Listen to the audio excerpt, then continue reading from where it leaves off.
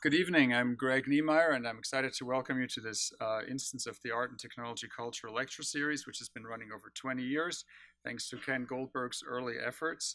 And this lecture series is, in fact, a combination of many people's wills coming together, so it's a collaboration. We're pleased to host Kelani Nichole today. Inside Arts and Design Mondays, a regular weekly series coordinated by the Office of Berkeley Arts and Design in collaboration with over a dozen Bay Area organizations that promote the arts, including the Department of Art Practice at UC Berkeley. And I'd like to thank Ozma Cosme especially for helping organize this lecture, our colleague in Art Practice, and the Townsend Center, the School of Journalism, the Berkeley Center for New Media, whose director, Nicolas de Monchaux, also made this happen, and our executive director, Laura Wolf, who organized all of these lectures and many more, led by Associate Vice Chancellor Shannon Jackson, who's also in the audience. We are particularly grateful that the A&D office supports the staff costs and space costs of the BAM PFA so that we can host our amazing speakers in this lovely venue. Now, our speaker tonight is Kelani, and there's in fact two Kelanis, one on the East Coast and one on the West Coast. You heard a song from the one on the West Coast, but we're actually here to listen to the one from the East Coast today here. And I'm going to show a few slides to make an introduction. And there's going to be an official version, and there's going to be another kind of version. So the official version looks something like this.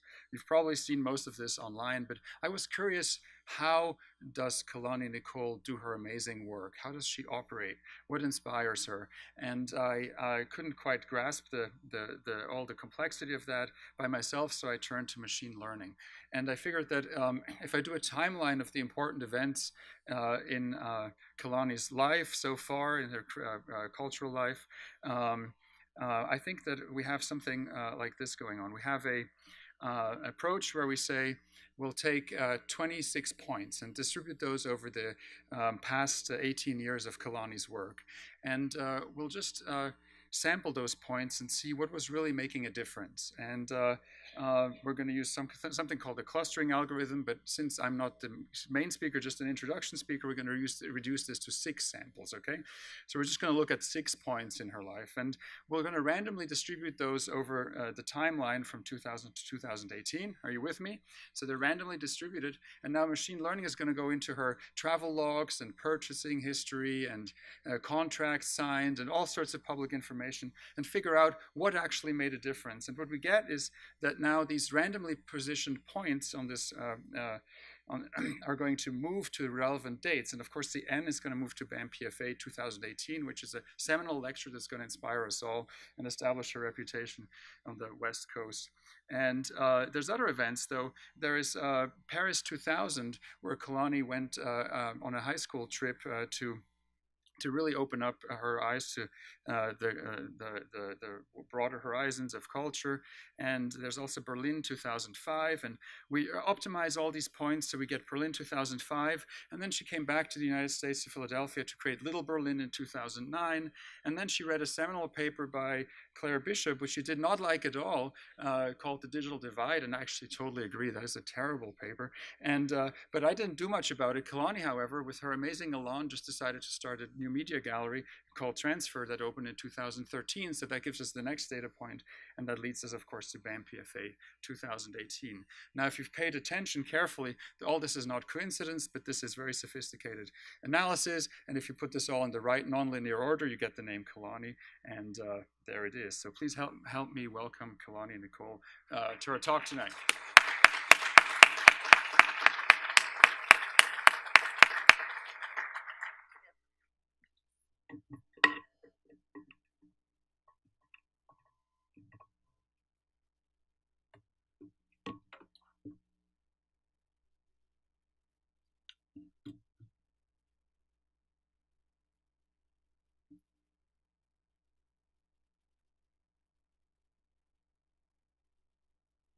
Cool.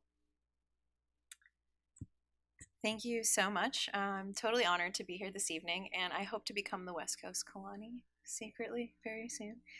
So hopefully this is a good introduction. The outline of my talk tonight, I'm going to start by sharing a little bit of my background at Transfer Gallery, which is a gallery I formed in 2013, as Greg introduced. I'm then going to share a little bit about a movement I'm calling the Networked Avant-garde and talk about ways of working and some emerging support structures for the generation of artists who are embedded in network culture. And towards the end of the talk, I'm also going to share a little bit about the Current Museum, which is a new role for me. And my work with the Current is based on a lot of thinking in this talk, so it's a nice ending point. So to start, Transfer is an experimental exhibition space founded in 2013 in a warehouse in Bushwick, Brooklyn. I've been programming the space there for 5 years now, and it's become an internationally known gallery supporting variable media in contemporary art. A little aside, Transfer is my second life. The initial slide that Greg showed mentioned that as well. I work professionally in the field of technology with a specialty in user experience design, which aims to make software and digital experiences more human. I work with engineers to help them understand their users and architect meaningful solutions to meet real human needs. And Transfer, I believe, has developed in a response to real needs in the world. My professional skills in identifying and understanding people I'm designing for is an instinct that's carried over to my work at the gallery. At Transfer, I've been supporting a generation of artists in a very iterative and experimental kind of way. The studios function more in line with the ideals of technology culture than the rigid institutions and scarcity models of the art world. This is a huge part of what has always motivated my work at Transfer. I feel the underlying tension between scarcity and authenticity in the art world is shifting. Artworks such as animated GIFs are meant to live online, and this kind of distributed artwork is an important movement in contemporary art. It has the potential to reshape cultural audiences and become a disruptive market force. I'm going to talk more about this in a little bit. First, I wanted to give you a look at my gallery. So this is my space in Brooklyn. It transforms with every show. I present primarily solo exhibitions in the gallery. It allows me to really dig in with an artist one-on-one and be more responsive to their needs and ideas. I don't do formal representation at my gallery. Once you're a transfer artist, you're always a transfer artist, and this is a very fluid and flexible kind of thing. The way that transfer operates behind the scenes is much more like a patron relationship than a contemporary art gallery. I collect work from each show, and I'm truly invested in my artists.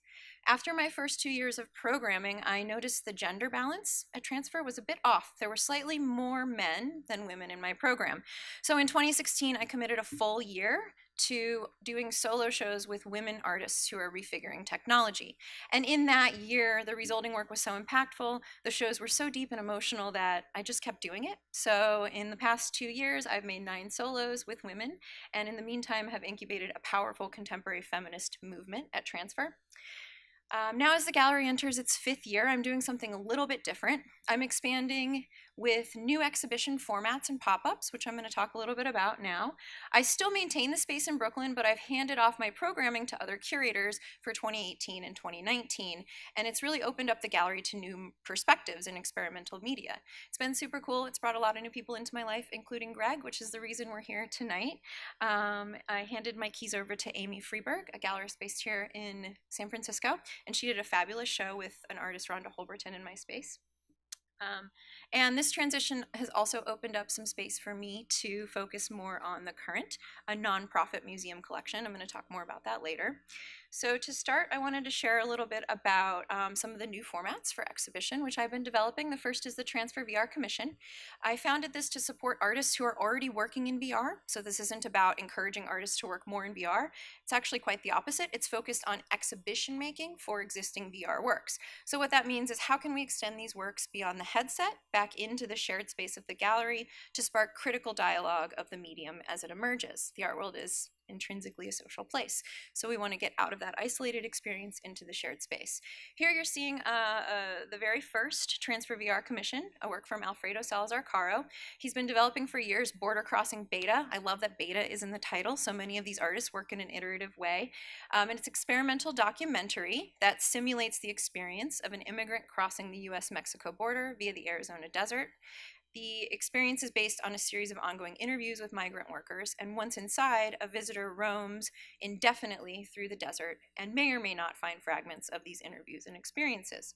So this is a case where we're doing a one-to-one, where the installation you step inside of in the physical space is actually the same as the embodied experience with the VR. So it works as a sort of warm-up. It's a staging or a preparation for that embodiment. And likewise, while you're inside the VR, you kind of intuit your concrete surroundings, and in this case, you're literally surrounded by concrete blocks, and the smell of the mortar and the sand is all part of that experience. Another look at this, something very different, Behind White Shadows from Rosa Menkman. This was the second VR commission. Menkman leads us through a universe of abstract simulated environments. Her narrative evolves from early raster graphics to our contemporary state of CGI realism. And what Rosa and I talked a lot about with this exhibition is the equipment fetishism around VR and how the headset and the person within the headset becomes spectacle. So what we wanted to do was design a VR exhibition where you didn't even know maybe that there was VR in the gallery. So we ended up building this large structure which references some of the built environments within the piece, and the VR is actually housed behind there in a very dark area. So anyone who is within the headset has sort of a safe space for viewing, and you might experience this entire exhibition without actually knowing it's a VR work. Another example, here you see the work of Claudia Hart. This is the Flower Matrix. This work, actually a nod to someone local, has music by Ed Campion, who's the director at the UC Berkeley Center for New Music and Audio Technologies. And with the Flower Matrix, Claudia Hart proposes a new kind of liminal space where mixed reality architecture becomes fantastical, embellished by decorative elements embracing an aesthetic of the fake, in which technology has replaced nature, sugary sweet, and chemically toxic in equal measures. So when we installed this, we thought a lot about augmented reality and virtual reality. Augmented reality happens in a shared space. All of the surfaces in this flower matrix chamber are augmented. So as you enter the chamber, you're completely surrounded and you're handed an iPad device, and you can start to sort of explore the simulations together with the other folks in the room. The other thing that we did with the flower matrix, and Claudia really spearheaded this effort, was that we decided to use the exhibition as an iterative stage for the piece. So we tested and learned and released 9 different versions in the course of the exhibition. We would host tea parties in this chamber and invite curators, artists, writers to come experience the piece, give reactions in real time, and the artist was working to iterate and release before the next tea party. I think this ties in really nicely to some of the characteristics of the networked avant-garde that I'll share in a moment. First, I want to tell you a little bit about the transfer download. This is also relevant because it was born here on the West Coast. I spent a summer here working at the Minnesota Street Project in 2016, and this experimental traveling exhibition format was developed then, although I didn't know it at the time. So this is the most recent version of the transfer download, which was commissioned by an institution dedicated to collecting and preserving media art called the Toma Foundation. What is the transfer download? Well, it's a large format installation that presents a survey of media formats such as animated GIFs, virtual reality, algorithmic works, and net art. In other words, it's a download of the ways that contemporary studios are working with media. The idea initially was to create a new format for a virtualized kind of group show, a way to exhibit a variety of media in one space, and through iteration, the exhibition has become much more than that. It's evolved into a rapidly expanding catalog of variable media art that is now adapting to all kinds of contexts, like institutional commissions, as you see here, as well as art market activations. As I mentioned, the download was conceived 2 summers ago at the Minnesota Street Project. You see it here, it was installed in their media room. And it's a great gallery community that's experimenting with new ways of share resources and thinking about new kinds of access for emerging art. And it was a partnership with my collaborator, a super talented young interdisciplinary elite hacker and amazing artist named Harvey Mood. And we developed it together. From San Francisco, it was installed in New York City, where it was seen by a curator, and then traveled to Basel and Shanghai as part of an exhibition called Unreal, the Algorithmic Present. It's very simple in format, and that's what makes it both powerful, I believe, and portable.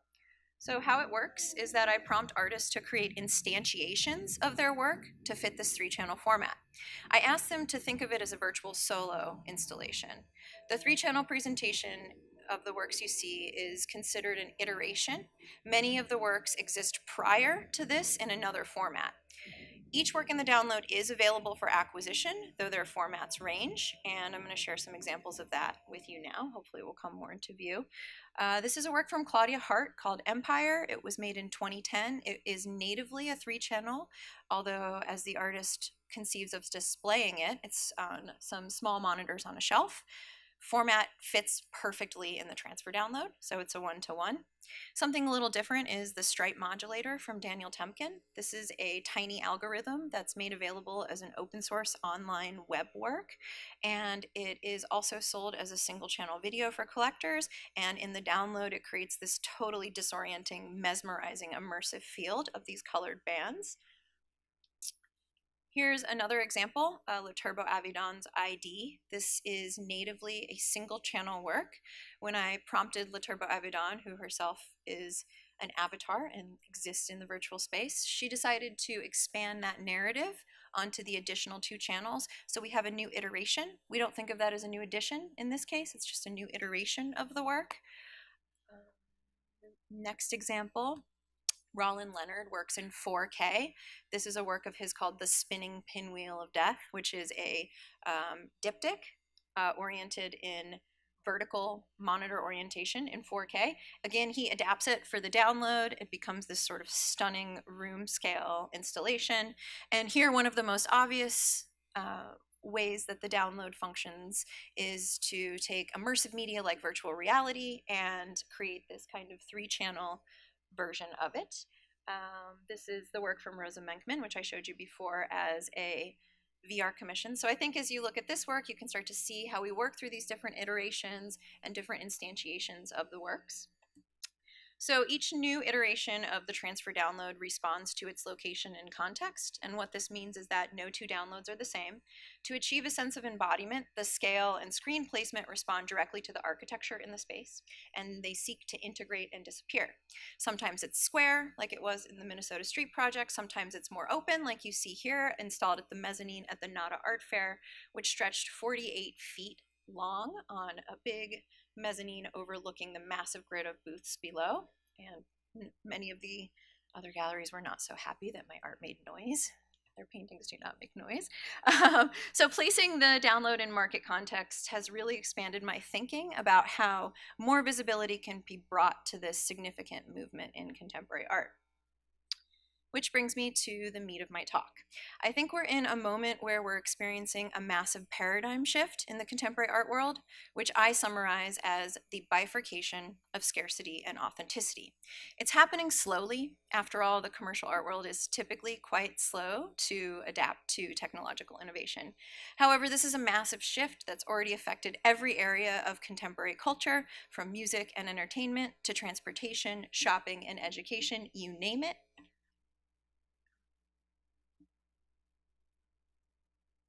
The issue is that in the art world, this shift rubs up against a fundamental principle, that of scarcity. So if I own a painting, it's very clear that this painting, hanging right here on the wall, it's mine. It's both authentic and scarce. This is the work by Modigliani, which was recently sold at auction for $157 million. It's very clear that scarcity and authenticity are squarely conjoined in this painting, and buyers are still paying top dollar for this kind of access. Scarcity is the status quo. However, with an artwork like an animated GIF, this work by Lorna Mills, it's meant to live online. Anyone who sees it online can right-click and save the GIF. There are an indefinite number of copies of the GIF, and that's kind of the point. Scarcity and authenticity are no longer centralized in the art object, and this is actually a problem that the art world has been dealing with regarding conceptual art for decades now. So when we think of a Solo-Wit wall drawing, it's nothing more than a set of written instructions with a signed certificate confirming its authenticity. These instructions are fundamentally no different than the line of code in a virtual reality work, for example. So I believe there isn't actually a problem here. The art world has a mechanism for handling authentic, non-object or conceptual-based artworks. The real issue lies more in the concept of open access to the work and the status quo opinions around scarcity. The ethos of the next generation of artists is to upload, share, link, distribute, but the question comes up again and again in this status quo context. Why would I buy something for such a steep price point if anyone can have it? I believe this is a sentiment that will die with an old generation of collector, and a new system of values already are and will continue to take hold. I foresee a future secondary market that assigns value to an artwork partially based on the number of times it has been copied, distributed, or downloaded. Technologies such as blockchain allow for simple infrastructure to back a new secondary market with artist resale rights and open access built in. Which brings me to this idea of the networked avant-garde. I want to talk in more detail about the generation of artists who are making artworks like animated GIFs, VR, AR, and networked moving images. So here are some of their characteristics. The practice is quite open. It's actively shared from the studio online. Mechanisms of the online public space of the web are explored in the studio as part of the practice. It's also distributed, so there are browser-based, agent-based personal viewing used in the studio for all kinds of contexts. This might be from educating someone about your work, doing a virtual studio visit, even to selling work on Instagram, documentation, or exposing through curators' works in online exhibitions. Oftentimes, the practice is also highly virtualized. So this could be conceptual, or maybe it's for efficiency. Almost every show, for example, that I install at Transfer Gallery begins as a rendering or a model of the gallery, thinking about placement and physicality around the works. Characteristically, also, the work is highly collaborative. So artists are working together with other artists. Authorship becomes blurry. It's a means of increasing visibility and finding new networks of support. Some of the tools and techniques of this networked avant-garde, software is used as the primary medium. So Autodesk, Maya, Adobe Suite, Unity, Unreal, Cinema 4D, and Blender are foundational tools for the studio. Artists are using commercial software to expose underlying assumptions that those softwares are built upon, and they're imagining futures with different technological capabilities and ends. Also, this is a tutorial-driven practice. So what that means is a studio is constantly learning. They're self-teaching on new software, and in some cases even building software themselves. And I see a real integrated relationship between the development of the tools and the development of the practice in this way. Also, the works are highly iterative, so series develop over time.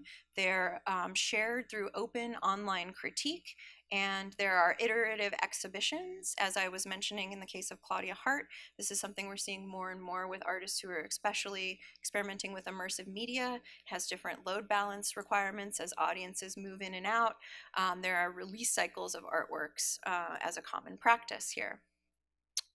Some of the resistance and challenges. Scarcity is still the status quo. So often when an artist is commercially successful, their artwork will disappear from the internet.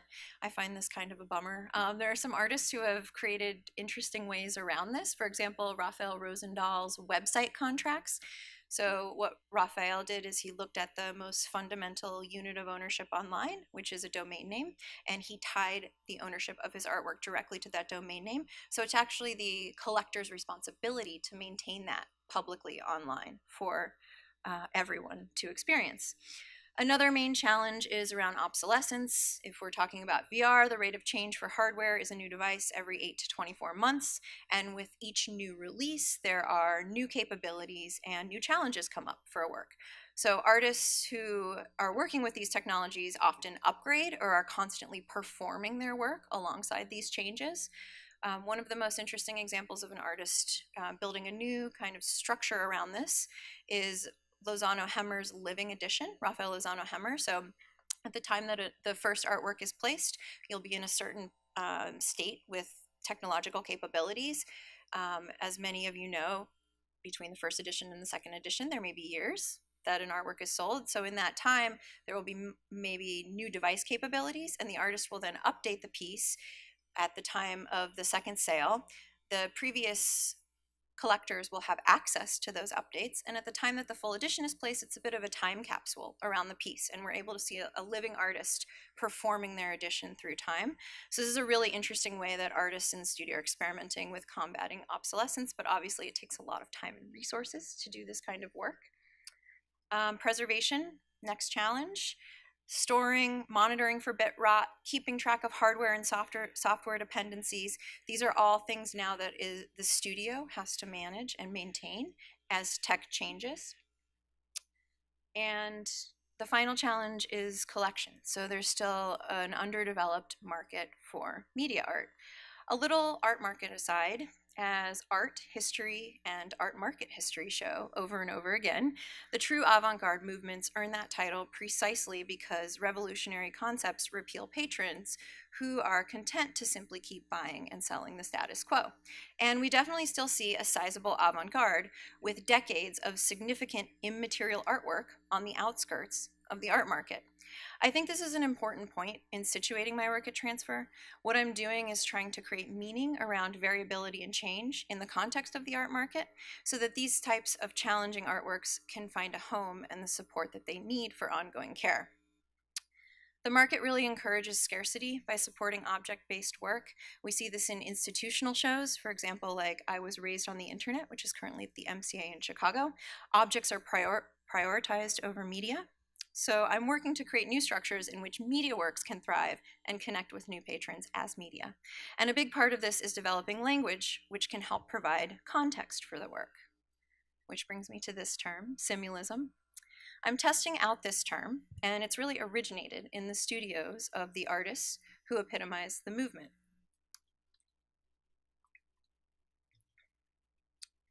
Simulism identifies an art movement at the turn of the 21st century, which developed in resistance to the ideologies of Silicon Valley, the platforming and globalization of culture, global climate change, artificial intelligence, simulation technologies, photorealistic CGI, and other technologies of power. The Simulism, or Sim movement for short, is made up of artists who simultaneously embrace and subvert technology as a means of cultural interrogation, proposing humanistic, non-binary, and decolonized futures through their works.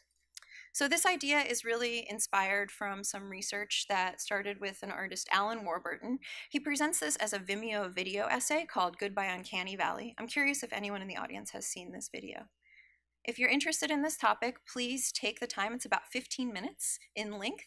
And if Simulism is interesting to you, take a click at this, watch it. I highly recommend this video. It really explains the complexities around photorealistic CGI as a technology of power. As Warburton explains, one of the most common adages when we talk about CGI is, if you can tell it's CGI, it's bad CGI. And what Warburton explains is, in order to work, computer-generated images must disappear along with the labor that created them. So he takes us on this journey to the uncanny valley, through the frontier, which photorealistic CGI is moving upward, outward at greater speeds and with more density. And then he takes us into the beyond, which is the place where we're entering now, post-truth, post-cinema, and talking about theoretical photorealism. Some of you might know the term deep fakes. So we're getting to the point where we can't even trust video isn't being automatically generated in front of our very eyes.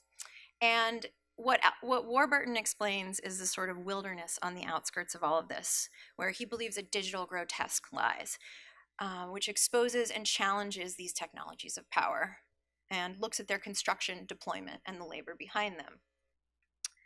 So when I think about Simulism, I'm breaking the way that these artists are working down into two major buckets. And the first is figurative simulation. This is simulation technology applied to bodies and landscapes and figures. Already there's some big names emerging in the art market, like Ian Chang, Jordan Wolfson, and Ed Fornellis, who I believe fit into this figurative simulation bucket. But today I'm going to show you the work of mostly women as a way to illustrate this. So Claudia Hart, who I've talked about a few times already in this presentation, is herself an academic and a primary motivator for this idea of simulism. Hart's work is about issues of the body, perception, and nature collapsing into technology and then back again. This is the work of Tabita Razar, who is navigating architectures of power, mental, online, and offline. Her work tackles the pervasive matrix of coloniality, the protocol of energetic misalignment, and their effects on our body, mind, spirits. She is particularly interested in time spaces where technology and spirituality intersect. The work of Laturbo Avedon, who is an artist and avatar originating in virtual space. Their work emphasizes the practice of non-physical identity and authorship. Many of the works can be described as research into dimensions, deconstructions, and the explosion of forms, exploring topics of virtual authorship and the physicality of the internet. Next, we have Sandra Perry, who creates atmospheric gallery installations and transportive films that incorporate the viewer using scale, color, and voiceover. She creates tension and synthesis within the confluence of digital and physical space. Perry explores the Black American identity and historical narratives in her work. Next is the work of Morrishan Alahari. Here you see Huma, which is from a new body of work on digital colonialism and refiguring as a feminism and decolonialist practice called She Who Sees the Unknown.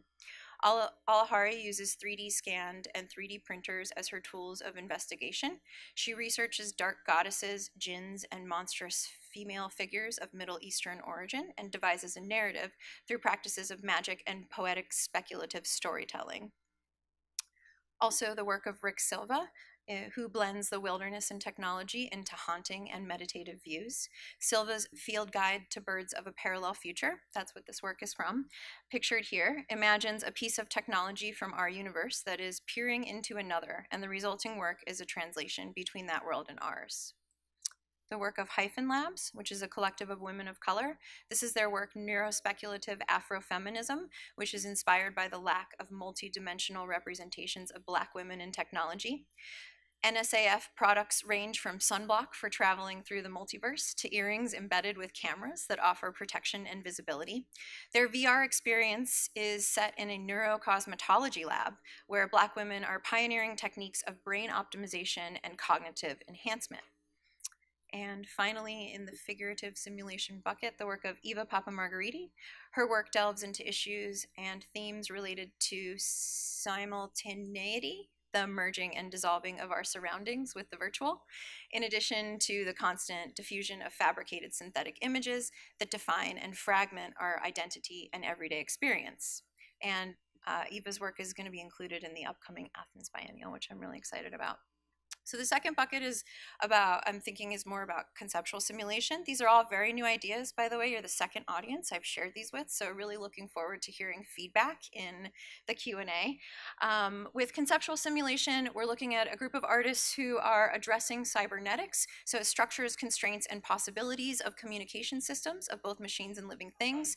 Often these include figurative simulation deployed alongside conceptual simulation, but might be more purely about ideas themselves.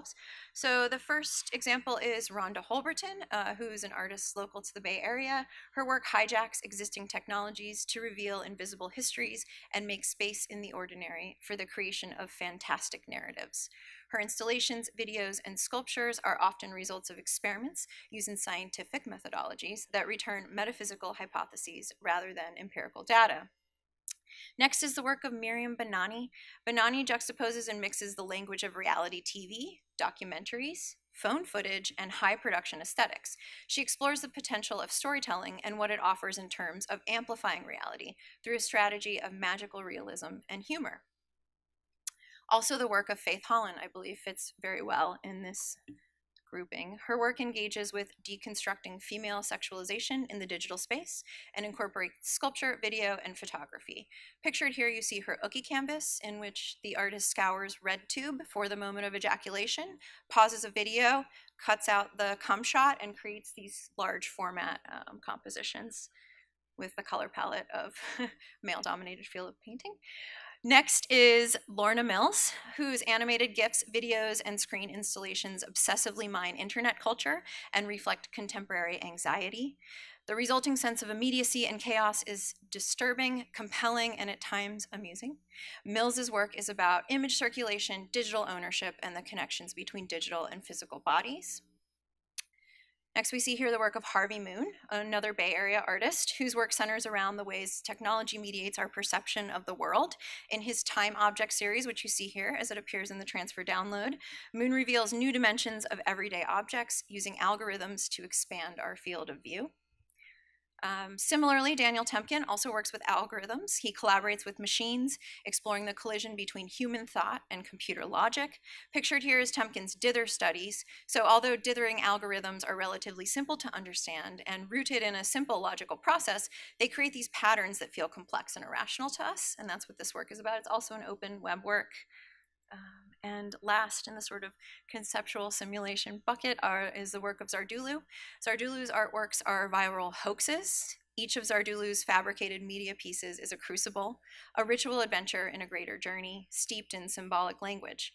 Her practice stems from a broadened conceptual space between truth and lies. Her myths are dreams we dream together, which are only possible in this era of fake news. Zardulu spurs us to constantly question what is real, what is natural, and what can be trusted. So what's next for this generation of contemporary art? I believe that we do see simulation and simulism emerging in the contemporary art market. I often find reviews are challenged to talk about some of the more formal qualities of the work, which is, again, part of putting a term like this out into the world, gathering artists and rallying them around it, and talking about what's important in these practices. More scholarship is developing, so there are writings, cool commissioning programs, and some collections which are focused directly on media art. We also see new models of support emerging, which brings me to the current. In 2018, I stepped into the role of director for the new museum and see this as an opportunity to start to shape an institution around the values that I've been exploring in my work at Transfer. The current is an institution beyond brick and mortar. The museum's collection is fully contained on a hard drive. We're collecting things that other institutions can't. And we're doing this with by leading with conservation as a value. So we're building in an artist-focused process for acquisition of works that requires a new degree of attention, a new openness to malleability, and a deeper level of care. And at the core of our new model is an intimate salon happening where artwork is installed in a home-like setting. This is time-based media art, and it takes time. So at the current, we're thinking about new ways to create space for people to gather and dwell with media art. Our members are invited to spend time with the works, to get to know the artists and engage in dialogue about the issues present in the works. We organize acquisitions for the museum around topics central to technology's impact on the human condition. And at each salon, we invite a new curator's perspective to select and present works to our members. So here you see the inaugural gathering, which was earlier this year in Soho of the current. It was, the topic was identity, and it was curated by Nora Khan. Here you see some of the works, and you get a sense for what it's like to spend time with them at the current. This is Miriam Banani's Farda's Fun Job, which I showed earlier, mentioned her work earlier. Here you see one of our committee members reclining in the hammock, enjoying a work from Jacoby Satterwhite. Here you see the museum's founder, William Nathan, who is inside the neurospeculative Afrofeminism work from Hyphen Labs, which I also mentioned earlier. Just a side note on Will's background, he also comes from the technology world, so he and I share that in common, and a large part of the work we're doing at the current is to bring people from technology into a comfortable setting where they don't feel intimidated by art and can start to engage with art and artists in a new way. Here you get a sense, we had a software-based piece in our first salon by an artist, Ryan Kuo, and we decided to install this off to the side in the bedroom to create a little intimate viewing scenario for this piece. This was our second salon on the topic of permanence. Here you see a work by Steina Vasulka, Warp, from the year 2000. Very pleased to say that we did acquire this work. It entered our collection. Here's another installation view of Jet Set Willy Variations from a classic internet duo called Jody. And our most recent salon in September, just a few weeks ago, you see here some installations, postcards from Google Earth. It's a little bit more of a physical installation, but still just a set of data, essentially, and a set of instructions for this piece to be produced. So it totally fits within our collection parameters of being wholly contained on a hard drive. Very similarly, Michael Mandelberg's Print Wikipedia is also a work that in its installation form is tangible. However, at the core, it is a data work. And here again, you see we used the guest bedroom to create an intimate little viewing experience for No Fun from Eva and Franco Mates. If you don't know this work, I highly recommend you Google this work. There is an excerpt that's available online, but it's one of the classic internet pranks which occurred inside of chat roulette in the year 2010. So how this works, a little bit more about how the current works. We're lowering the barrier of entry for getting involved with actually shaping cultural legacy. So for each salon, our members pay $250. So that's about $1,000 a year. We're so far doing 3 to 4 of these a year. And that's equivalent to most young patron groups at major museums, which those groups are mostly focused just around social activities, big parties, maybe some studio visits. Instead, at the current, you're actually helping us build a collection. So when you pay and attend our salons, you get to vote on the artwork that is going to enter the collection. This isn't curation by committee. We have a curator, which again is a rotating curatorial perspective each time. We think that's really important. But we do look to our members to assign value and say what they believe should be in the collection. So far, since launching this salon model in 2018, we've built a collection of 12 challenging variable media artworks and collectively spent over $100,000 on media art. Moreover, we're experimenting with access and asking what it means for our members to live with the museum's collection. We're taking care to work within the system, aligning with like-minded galleries, artists, and agents, and building networks of trust with our members. So that's just to say this isn't a technology solution, this is a human solution. And some of the things we're doing in the next year, we're looking to establish collection committees and host salons in new cities. So we want to keep that as a max at 50, so it always remains an intimate experience. We're also building partnerships with existing institutions, but also alternative spaces like startups who might be open to having the public in a certain part of their offices to view the collection. And we're looking to really grow this new model of stewardship for contemporary media art. And that brings me to the end of my talk. Thank you.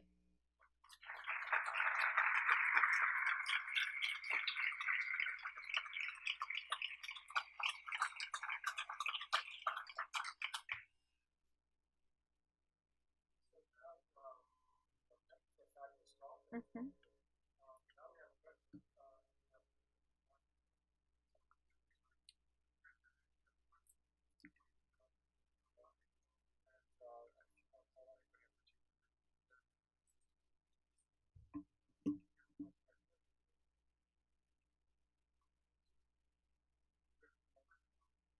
Okay, yeah, got it. So one of the figures standing behind your screen, not quite visible, was Walter Benjamin, and this idea of Yes. what happens to art in the age of mechanical reproduction versus electronic reproduction. I was particularly interested in your. I love the talk, but I'd love to hear you expand more specifically on the idea of on the question of labor, both because of course that original essay of Benjamin's was very much in the context of a Marxist and labor focused attention to history, and then some of the language which comes from technology, like iterate. Also comes within it a notion of kind of continuous and almost infinite supplies of labor to push technological processes forward, which I know is not where you're coming from, but that's exactly where I'd like you to maybe unpack that a little bit for us. The idea of labor that you propose versus the idea of labor in the technology world, which is somewhat different. I mean, I think that labor's there, and the point is that the artists are trying to make that visible.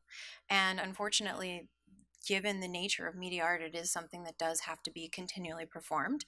And so there's a sort of just newly developing field of conservation around this, looking at how some of that labor can be offset from the studio and placed on patrons, or in some cases, new institutions or collaborative models of support. But that labor doesn't go away. I mean, anything that is built on a software has that kind of intrinsic, whatever you want to call it, additioning variability to it, which requires constant performance and constant maintenance. So I think it's that, while it's there, we're embracing it, we're using it, we're not rejecting technology, but we're using it in such a way that we can kind of reveal and speak to those elements of it so that it doesn't become completely brushed aside. Yeah, you mentioned the problem of scarcity and authenticity at the beginning, and that blockchain poses the possibility of solving that problem. Is that a reality at this point or theoretical? Like blockchain enabled ownership? That's a great question. I was just speaking at Art Basel in June in Basel, Switzerland, on a panel about blockchain in the art world, and have since become incredibly skeptical of the of the possibility that blockchain might actually make any change in the art world.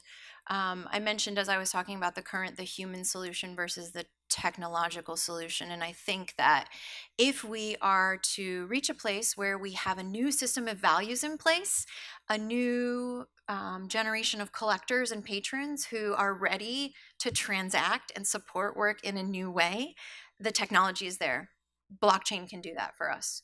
We can have scarce and identifiable digital files. And actually, the point is not making them scarce or restricting access to them. It's using cryptography to append all provenance information to a file. So no matter what copy it is, you would know who the owner is, right? So I absolutely believe that blockchain is there and can power that reality. But until those values exist in the world, we're just trying to solve problems with that technology that don't exist, because the art world has a way of dealing with authentication already, and there's no way that they're going to come online with this new technology, which includes all sorts of scary and confusing terms like cryptography, right? Just to solve a problem they're already dealing with. So I think it's primed. I think it's there and it can happen. But like I said, it's going to take a real shift in our mentality around this work. It's going to take a generation of collector who wants a work that can be seen and spread and distributed online. Hi. So, um, I think one of the most interesting and inspiring things about a lot of this art is that it is um, highly reproducible and distributable. And I'm sort of confused as to the way uh, projects like The Current are going about displaying this art, because it doesn't seem to make the art any more accessible than the art market now does. It seems just to refigure the art market around digital and new media works in a similarly inaccessible way. Yeah, no, it's a great question. And intentionally, what we're doing at The Current is to not break apart completely and do our own thing and think about distribution in a radically new way. We're starting with a baby step. We want to align ourselves with what's happening. We want to form allies within the contemporary art market, and we want to start to breed change from within that system. So we are actually expanding access in a way that's very uncomfortable for most of the art world. So what we're doing is we're typically with a media artwork, you have two copies. You have your exhibition copy and you have your archival copy, right? So you get your exhibition copy on a USB, and that's the USB you're allowed to like send to an institution if they want to show the work, right? So what we're doing is saying, well, what if we made exhibition copies for all of our members and gave it to all of them and encouraged them all to go plug that into their TV at home and view the work at home? We know from an ideological perspective, but also just from a technological perspective, there's nothing stopping anyone from making lots and lots of copies of this work, right? So what we're doing is making some copies. We're building a network of trust around that. We're also building new contracts and language around that as well. So when we distribute these private exhibition copies to our members, we have them sign a document that states they understand they don't own the work. The museum wholly owns the work. They don't have rights to exhibit it publicly. They can't trade on its value. They can't distribute it. It's just for private access. So also what we're seeing at the current is that the values are shifting. So most of the works that we collect, and our committee has decided this, are works that are already online on the public web for free. So many of the video works in the collection are works that the artists also upload to Vimeo, and it's clear that the values in our committee are skewing more towards those works that are already inherently open. We find something interesting in that conceptual space as a group of people, half of us coming from the technology world. It makes sense, right? So yeah, we're not doing something completely out of the box, totally radically new, but we are changing things incrementally in a new way to start to ask, well, what if? What if we could open up access? What if we could think about values in a new way? But it's a great critique. I think we could go a lot further, but I think we're going to have a lot more footing and be more effective by aligning ourselves with that art world instead of just walking away from it completely. Hi. So you mentioned that for technology people, they kind of feel intimidating to dive into the art area. Because like I'm a computer science major, and when I told my friends that oh I'm gonna visit MoMA, they were like, "What are you doing?" So, in your point of view, how do you encourage technology people to dive into the art area? And when you are doing a communication, how do you balance a limitation of art and technology, and how do you um, create a world that can fix in both art and technology? Yeah, great questions. I mean, I don't know that I totally have the answer, but what I found is that tech people are just like any other person. They want to have a social experience and a conversation. And so the reason that they find it obtuse to go into a gallery is because no one will talk to them. Maybe they're wearing a hoodie, maybe they don't fit the profile of a normal collector. So when I invite them into a home and introduce them to an artist and a curator and a gallerist, and they are able to have conversations in a comfortable setting. Now all of a sudden I've seen after 2 salons great case study. Founder of a company just sold to Unilever for some ridiculous amount of money. Now he has all this free time, right? He's been a technology founder most of his life. He started coming to the current, had been to a museum here or there, hadn't really gone to galleries that much, met a few gallerists and artists at the current, and now is going to their openings regularly and has, I just heard, started asking for prices on work. So it's really just about initiating conversations and creating comfortable space for dialogue. I don't think there's one answer though. Again, the art world is and always has been and always will be, I believe, a very human and social kind of thing. So I think it's just about finding people who are open to bridge those divides and start those kind of very human and comfortable conversations. That's great. I have a question. I want to go back to like the idea of market that we were discussing. And can you speak a little bit about the value system and what kind of like, the art market and the art world has this value system that the prices of the art goes up, and how, and one of the purposes, or like the at least promises of new media art and the decentralization around it, was to break that model. How do you see about the pricing, the value, the selling, purchasing? How is that going to change in this model, perhaps? I don't know the answer to that. I think it will change, and it has already started to change. I mean, some of the tangible ways we can point to it changing are things like the Raphael Rosendahl website contract, new forms of sort of authenticating around artwork in that way, which are meant to be open. I think that there's generally a misunderstanding that media art is like worth less than other art forms. I don't think that's true at all. I know of many media installations by blue chip artists who are trading at top values. And again, things like Soloit have been traded on the secondary market for decades now. I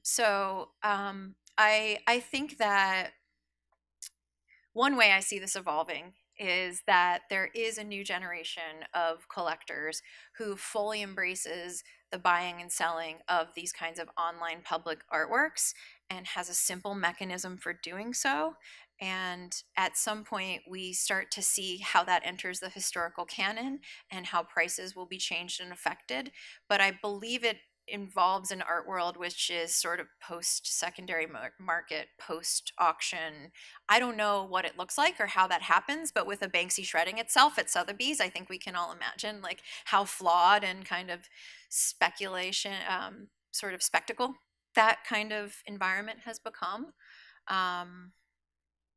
Yeah, I wish I could answer that question, but I can't quite see that far into the future. I think it's coming. I don't know how that will affect the price of artworks, though. Yeah. Okay, I think that cool. That worked. First, let me say I love everything that you put up there. Thank you. That was great, and I'm really excited that you've identified with Simulism this movement and drawn a circle around it. I think that's something that needed to happen. So thanks for that. I kind of want to follow up on the sort of intake question as like a digital art that might be really widely distributed moves into the collection. And you mentioned the different kind of rights that might be granted or withheld from members, which is I think a really interesting way to approach it. I'm kind of curious about what is the intake process? What does it actually look like for the collection to work with an artist who has something? What kind of rights are they assigning to the collection? How is the valuing happening there? Like, to the degree that you could talk about that. Yeah, totally.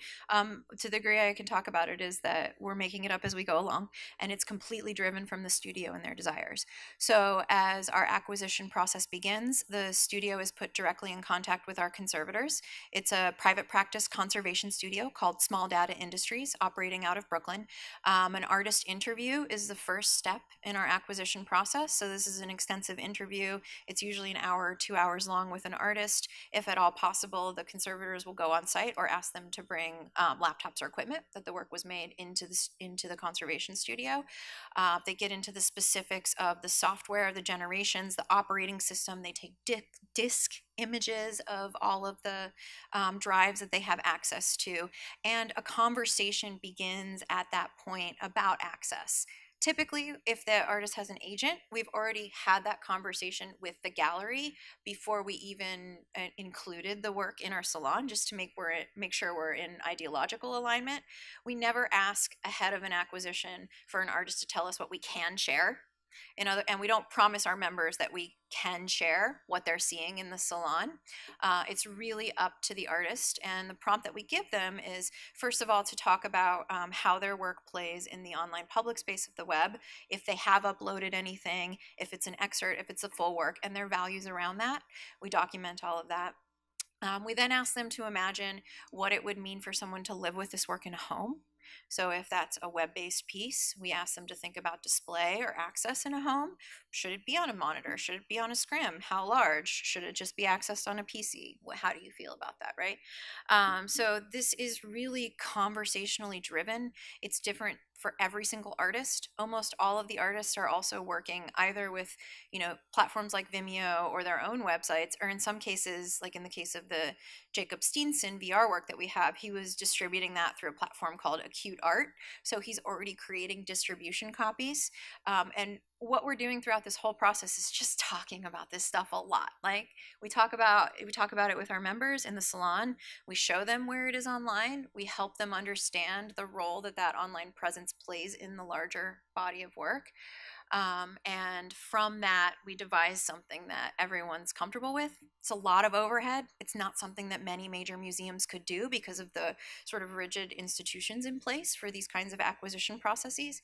Everything we do is iterative and experimental in that way. So it is a lot of labor, but it's something that we're investing really heavily in because we believe that it's what this generation of art really needs behind it.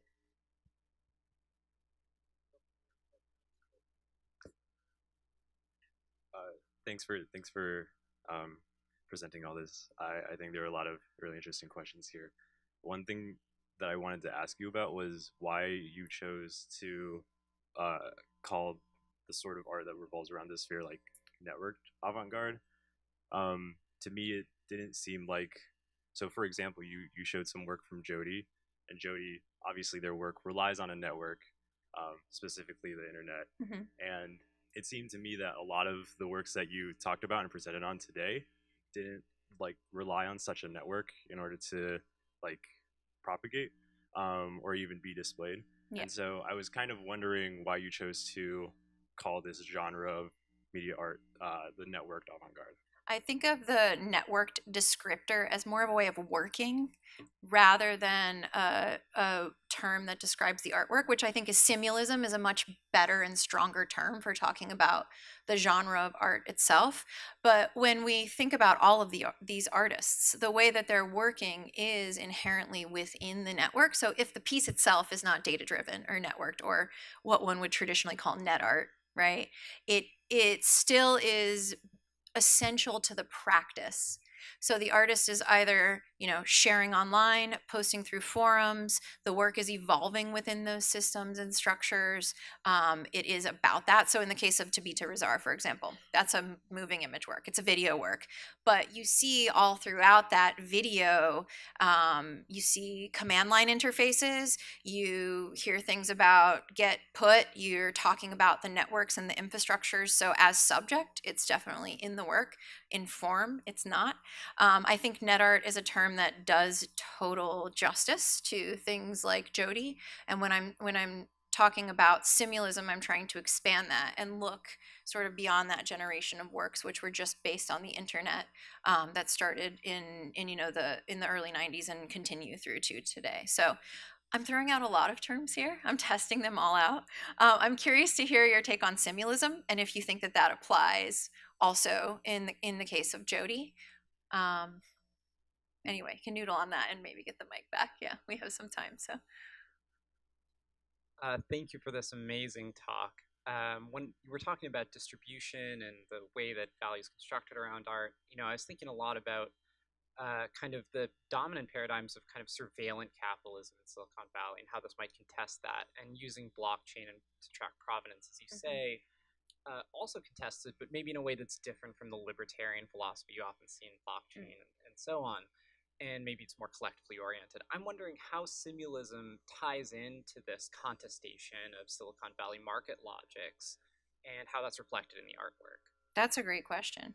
I don't know that we have enough footing yet to say how it contests from the market perspective. But I think that if you look at these works, what they're doing from both a subject matter perspective and a conceptual perspective is to poke holes in those values of Silicon Valley culture. It's to lay them bare and to expose them, and to do so in a poetic and humanist way, and a way to almost propose an alternative. So I oftentimes, just my own taste, gravitates more towards humor. I think we need so much more of that in the world. So oftentimes we're not looking at like poking holes directly, but again, proposing alternatives or alternate ways of looking. I would love to hear additional thoughts from you on ways you might see these practices expanding to be a little bit more directly addressing those notions. And I think that has to also come from the studios, right? It's not something for me to stand up here and say that makes sense for an artist, or that that's something that their work can and should achieve.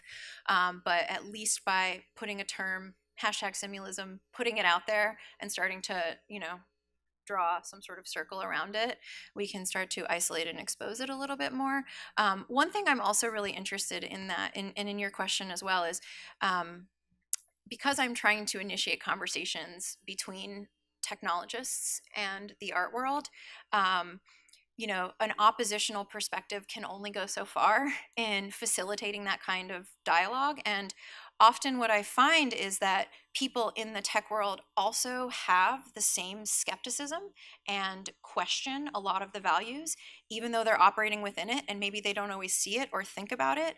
When you open up a conversation with them about it in a maybe not directly oppositional way, but one that maybe is more posing an alternative or asking a question, it really helps to create dialogue around those issues. And then we're opening the eyes of the people who are actually perpetuating those values to new alternatives. And so I think that that's a really productive way that this generation of practice can start to influence what happens in that culture.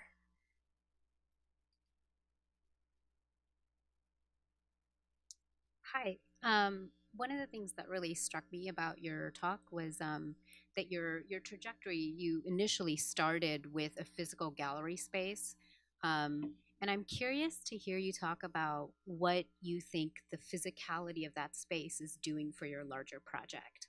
I mean, I understand the sort of concept of a salon and the work that you're doing now, but I'm curious to hear why you started in a gallery space. I mean, in a way, I think I get that you're sort of referencing the gallery and the art world, but beyond that, is that doing something for your actual larger project? Yeah, I mean, the physical space is crucial. And to tell you the truth, I don't want to stop having a gallery. I think that it's, that gathering place, that ritual of coming to an opening, of being an artist who's able to watch humans experience your work in a physical space. That's something that is required for an artist to really understand how their work affects people and how to develop their practice moving forward. So even when you think of something like the transfer download, which is completely virtualized, it's still this monumental physical thing that you go stand in front of. Think of it as like an altar, a contemporary altar piece. We're sort of worshiping this idea of the simulated, but we're still there together, surrounded by this thing as humans, as bodies. It's the same with the VR commission. Like, what does it mean to install a VR artwork in physical space? Shouldn't it just be distributed to all of the agents, to all of the end users in their homes? Why would we ever need to leave our house again? And I think that when we talk about the art world, again, it's so much about that social space, about that communal space, and requires space to explore and develop the work. When we're talking about the current and we're looking at preservation and longevity instead of actively developing with living artists in their studios new work that's entering the primary market, we're now talking about its existence through time and how it can stand the test of time. The physicality in that sense is much, much less important, right? Because presumably these works have already encountered audiences, they've been developed with agents or in galleries, or they've been seen in online public spaces. So I think in a way, it's just about a commitment of resources, right? Like if we're focused on challenging media art and what it takes at the bit level to ensure its integrity and preservation, we don't need to also maintain a brick and mortar with a ton of overhead in the city of New York, right? So I think that it's a transition that I'm on both sides of still. And actually what the Current is doing in 2019 is to take our exhibition to the public. Because also I didn't explicitly talk about this, but everything the Current's done thus far has been private. So it's about developing this patron community and developing a collection and a new model of support for that collection. But what we also need to do is serve the public and make sure these works are seen. So we're not only going to be experimenting with online exhibition, but how our collection can pop up within other institutions or within like a startup office, for example, or can be seen at a tech conference, but still have the right kind of context around it and have a revenue model around it that supports both living artists and the museum. These are all just big ideas that are out there. They're not things we're totally doing yet, but we're starting to think more about. So I think physicality enters back into the life cycle of this work, even after the museum's focus on conservation has secured its place in history. We still need to put it in contact with audiences, and that will always have a physical component because we are humans in bodies for now, mostly. Is it on? Yeah, okay. I have two questions. Hopefully they're both pretty simple and short. One is, as a person who never really came from the art world and is kind of in it now, I'm always really confused by the siloification of various subjects in art.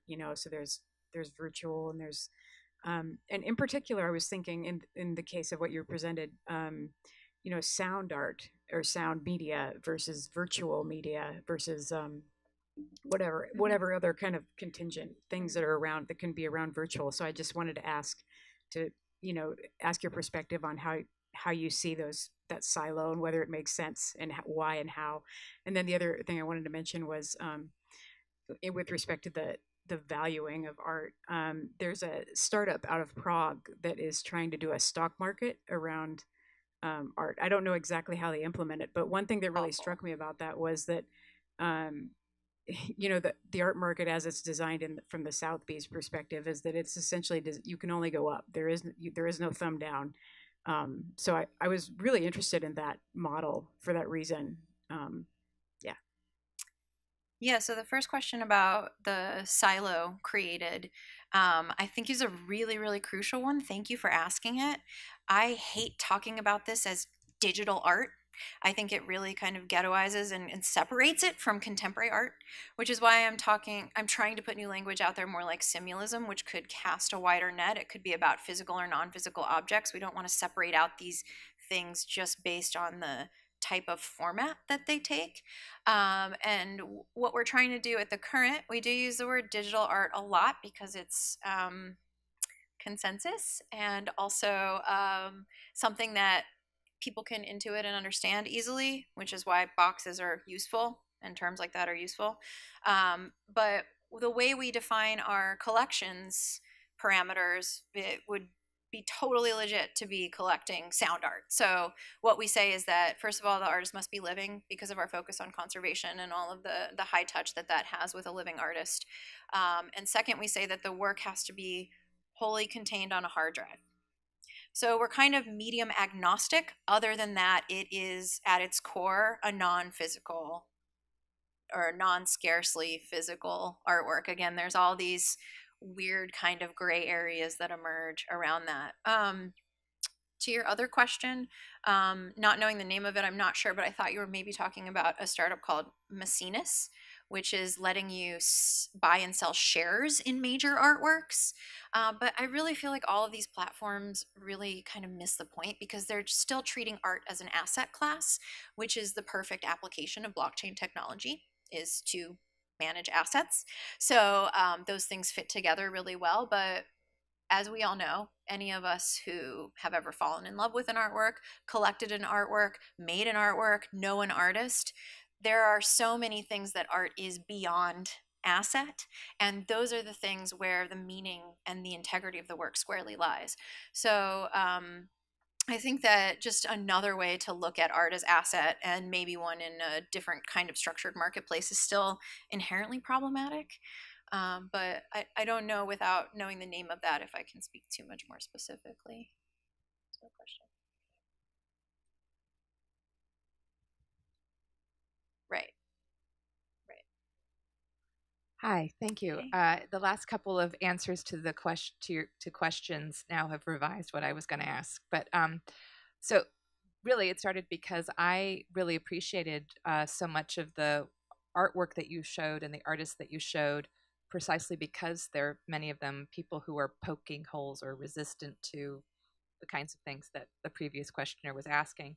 And I wondered about how that reconciles with the model of the current, and that is about access, but also about exclusiveness in terms of who can be invited to the salon, who's a member, what's the hurdle to membership.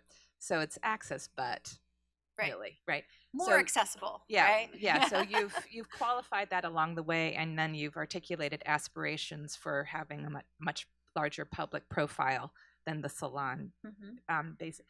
So I guess I would just sort of say, as the Kelani who's come to the West Coast, that there's a lot of, I would say, platforms or clubs or alternate economic models, philanthropy 2.0 models, art world collecting 2.0, et cetera, out here that are also walking these lines where you have this sort of sense that there's an alternate potential here, and at the same time other moments of extreme demoralization that this actually is not working out. This is actually, per the other questioner, refiguring artwork world exclusivity under putting a different bow on it, but ultimately still about exclusivity, even under the guise of distribution, etc. Yeah. So sorry. No, it's so. It's What great, can you maybe say sort of an example of a moment that like truly felt breakthrough for you, versus have there been moments that have felt like,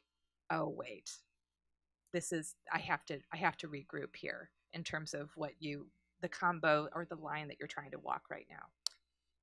Yeah, I mean, I really appreciate the question, and I'm the first to admit that we're playing with the tensions of exclusivity and access. The whole idea is kind of built around those tensions, and trying to shift some of the power of an institution. I mean, typically to get on a museum's acquisition committee, it's tens of thousands of dollars, right? And we have old white men determining what our cultural legacy will be. So when we talk about $250, but we build in community values of making sure that our members include mostly women and people of color, then we are really starting to, at least in some way, shift a perspective. Again, it's not a complete solution, and I think that if we did do what this generation of practice really needed and really wanted to see in the world, it would be so dramatically different that we wouldn't be talking about the art world anymore. We would be talking about something completely different. I hope we get there, but in the meantime, there is a whole institutional structure and things that artists have been educated within systems like this and want to exist in collections around museums. And so we can't just throw the baby out with the bathwater, right? So I totally feel you that there are, moments where this feels like something new, and then other times when it feels like we're restricting access. And I've felt that pull myself as we start to talk about the development of this museum, and maybe we need a higher level of donor. And I'm interested in the community and the sort of level of flatness. And I said, but I think what this is about is that level of access. And sure, $250 is still a price point. It's still a certain level, absolutely. We've talked a lot about ideas to subsidize and have a section of our voting members each time be a rotating list of invitees, whether they're artists or other people from the community, writers, thinkers who might not have that kind of money to invest in this work, but whose perspectives we believe are really important to include as we shape this new collection. So these are all still incremental solutions, to your point, to really getting to that point of open access and support. I don't know the answer. All I know is that I'm comfortable talking about those tensions, and kind of the point of what we're doing is to talk about them and put them out there. And hopefully lay them bare and talk about what alternatives could be. If something comes to mind in the course of this discussion that you could see as a valuable addition to rethinking an institutional model in this way, we would be super into hearing any kinds of ideas. I don't know that I have an answer though, so. So I also think that the questions that I had were answered in the last 3 questions mostly, so I'll try to redirect a little so it's not like just, the same question over and over again. But I'm also really curious and sort of stuck on this question of access, because you talk about the salons being, focused in the home for people to from the tech industry to feel comfortable with the idea of art or tech as art. But I'm really curious about what about the other direction where it's people working in the art world, and not necessarily the galleried art world, but the academic art world or the experimental fringes of the art world who are wanting to come into tech, and how to make that more accessible, and if that's something you've considered with the current. Just because also, we've kind of created this binary now between art people and tech people, and there's a lot of people who exist not in either of those camps who have quite a stake in telling stories and cultural production and the questions of media that are coming up right now. So it's what can be done for, in a populist sense or in a general sense, making this kind of work more accessible to all people. And you've talked about wanting to go more public with the work. And maybe if you have thoughts you could share about what is the difference to you between having people have ownership over the work who are part of the group, but then not being able to share that work, it's still being owned by the curators, and then what the difference is between that and showing it publicly, because there is still a level of ownership then when you put on a work to be shown publicly but don't allow it to be shared. And if you would ever consider working with an artist to have them openly share a work and just have it be available for download, questions that sort of really interrupt or disrupt. Yeah, I mean, a lot of talk at the Current about commissioning works and distributing them en masse in different ways, even whether for free download or for hosting online. But what we've focused on so far, because we noticed a huge need, there's just so much work that exists in studios that is under collected. So we have been collecting existing works. We're talking about new potentials for commissioning and distributing work in the future. But an artist who would be open to doing that would want to conceive of the work in such a way that it were meant to be distributed. So again, instead of asking additional labor on existing editions, we're working within this scarcity model of the art world and trying to push on it a little bit and open up access a little bit. let's see, when it comes to the idea of ownership, I think that that's a really interesting question because when we talk about ownership of this kind of work, it's actually like, it's actually kind of a burden to own work like this because you have to maintain it. And so the cost of ownership is quite high and all the labor for ownership is quite high. So what we're offering as a museum is actually for you as a member to live with world-class contemporary media art collection. All of that burden is on the museum, none of it's on you. So we're trying to make that kind of dwelling with art more comfortable, more intuitive to people. I think your other question about how the museum might make technology more accessible to artists is also a really important question. We have talked a lot about educational programs and what that might look like without having a public space to gather. And one of the ideas we have is sort of a curriculum in a box, which includes VR headsets and course materials that can be distributed to high school and elementary age children that includes these kinds of artworks to show them sort of what's possible and have an education component around it. So that's one example of an idea about how we might think of educating a younger generation on what kind of technical capabilities might be possible with new forms of art. But I think that really, again, the museum in its early development as we founded our collection, which actually most major institutions sort of started the same way in a home as a salon, and it requires this sort of private support in order to get to the point where you can maintain an institution that really serves the public. So I see us sort of on that same path of development right now, but how we get there and how we can actually build out programs where we're educating around technology. Where, there's an organization here in San Francisco that does an incredible job with this, Gray Area Art and Technology, and they're constantly hosting workshops and kind of putting people in touch with technology who might not have access to that technology. And certainly examples like that are shining stars of how an institution like the Current might move into a mission that aligns with that in the future, or maybe just through collaboration and aligning with that institution. Why reinvent the wheel if someone is already doing that so well? We could collaborate, and I think it's that kind of thinking that we want to bring to this area. Kelani, thank you. Speaking of collaboration, I have one more question for you all before we wrap up. The question to the audience: could you voice your support for a Current chapter in San Francisco Bay Area? Who would want that? All right. All right, good. With that, let's give Kelani Nichole a warm round of applause for a fabulous talk. Thank you all.